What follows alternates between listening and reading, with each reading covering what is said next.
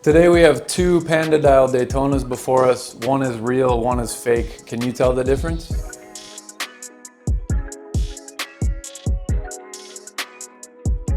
This is how we're gonna tell the difference.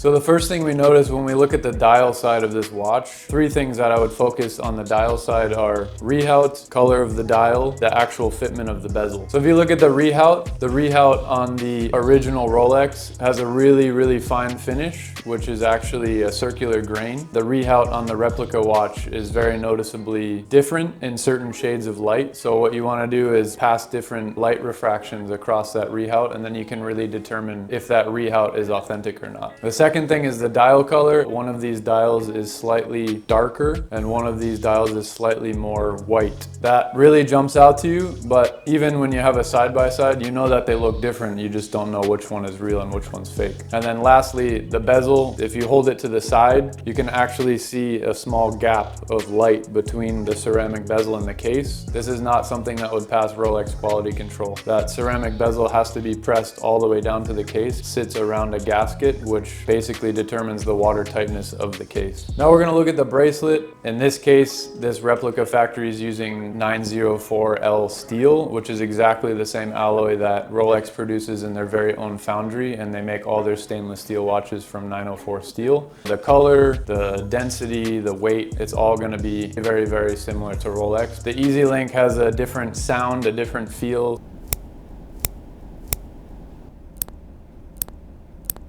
So there are very small quality differences if you're one that has handled many Rolexes. So the next talking point is the case finish in general. On some Rolex sport models, you have lap polish sides. In this particular case, the Daytona does not have lap polish sides. It's quite rounded like a Datejust, but it still has a very particular finish and a very high quality finish that Rolex achieves. As far as case and bracelet finish goes, these replica factories are basically nailing it on the head. They focus very heavily on certain references that sell very well, and they're actually getting to the point where some people can't distinguish real from fake until you take the case back off, which is what we're going to do later.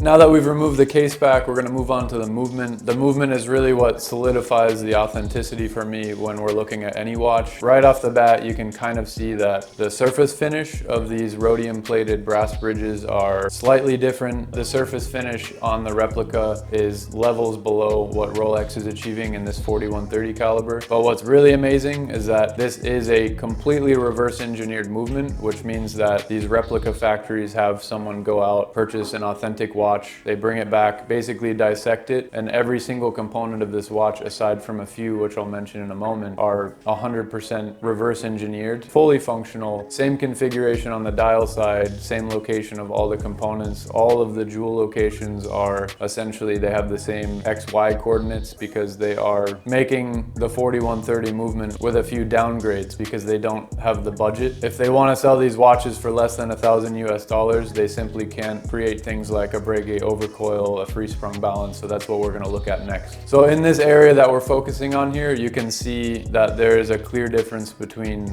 regulating organ, which is the balance and hairspring. The replica watch has a flat hairspring, and it also has a very poorly blued hairspring. Rolex uses what's called parachrome, which is an alloy that they create, and it's a very vibrant blue, and it also has an overcoil, which means that the hairspring is on two different levels if you look from the side. This allows for the hairspring to breathe concentrically, eliminating some isochronism faults, which is really just them striving for the utmost accuracy, which we all know that Rolex is the GOAT when it comes to chronometer testing on an industrial scale. This small part here that is circled is what's called the curb regulator. That does not exist in free sprung balances because that is then replaced by inertia weights, which we circle here. These inertia weights allow you to move the mass further or closer to the center of the rotation of the balance, which is essentially like a ballerina or a figure skater. When they get really close and tight to the center of axis of rotation, they speed up,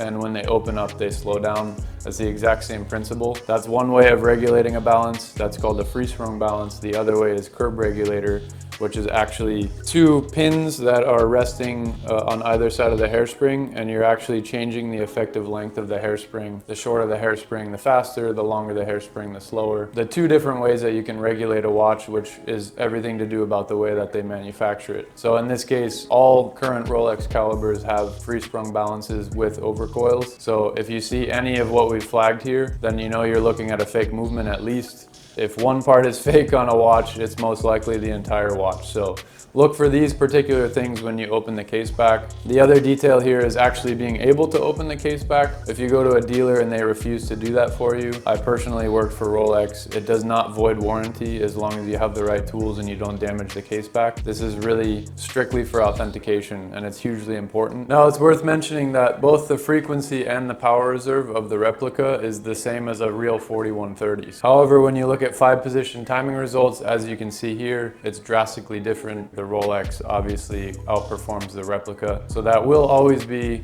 something you can compare. And if you have a delta that's 15, 20, 25 seconds and it's a relatively new Rolex, you know that there's a problem with that watch. Now, your box isn't just a box. It comes with warranty card, manual booklet, chronometer hang tag, and sometimes even the reference and serial number hang tag, which is white, which usually comes on the watch. Chronometer hang tag, which has a very distinct green color. There's actually some black marbling that is integrated into the chronometer hang tag. And then the warranty card, which is a big one. The warranty card should always have a date written on it. If it doesn't, it means that it was never sold at an AD, or at least nobody filled in that warranty card, which is a red flag. But your warranty card has two things that you should look for. Number one is NFC. So turn NFC on your phone, hold it up to the card. If it doesn't pull up the Rolex website, then you know there's no NFC chip in the card. You can actually see the chip on the surface of the card. It's wedged between the two layers of the card. It's a small square in the upper corner. The second thing you want to look for is that UV stamp. It's the Rolex Jubilee stamp, and it's on the card. You can obviously see in the side-by-side, the authentic Rolex card is much more defined. The UV stamp exists on the fake card, but it just doesn't have that same brightness to it. They simply don't have the margin that luxury products have. They don't focus on quality. They try to achieve as close to that quality as possible without having the same amount of cost. But again, we're always talking with side-by-side comparisons. It's always good to have some reference. Every part of every watch, box, paper that you want to look at to really give yourself that assurance that everything you're looking at is authentic. So that's it for today's video. Let us know in the comments below what watch or reference number you want to see next. Otherwise, we hope you enjoyed the content. If you did, hit that like button. Also hit that subscribe button so we can pour a lot more resources into our content. And we'll see you at Wristcheck.